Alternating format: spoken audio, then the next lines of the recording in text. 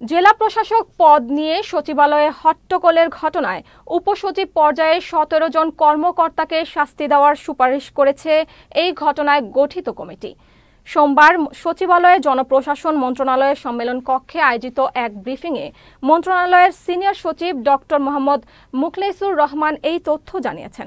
গত ৯ ও ১০ সেপ্টেম্বর ২ দফায় দেশের ৫৯ জেলায় নতুন ডিসি নিয়োগ দেয় সরকার। এই পদে নিয়োগ না পেয়ে হট্টগোল করেছেন উপসচিব পর্যায়ে একদল বিক্ষুব্ধ কর্মকর্তা। ১০ সেপ্টেম্বর জনপ্রশাসন মন্ত্রণালয়ের যুগ্ম সচিব KM আলী আজমের কক্ষে হট্টগোল করেন তারা।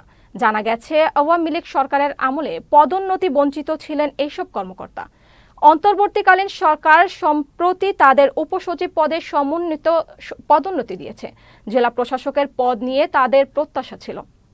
জাতি এবং মানুষ জানতে চায় যে আমি ডিসি হতে পারি নাই, সেই জন্য এইরকম একটা আন্দোলন উইদিন দি মিনিস্ট্রি এটা কেউ ভালোভাবে নেয় নাই। আমাদের সিনিয়র কলিগরা নেয়নি, আমাদের কলিগরা নেয় নেই, আমাদের জুনিয়র কলিগরা নেয় নেই, আপনারা নেন নাই, এবং সত্যি কথা বলতে কি জনগণ নেয়নি।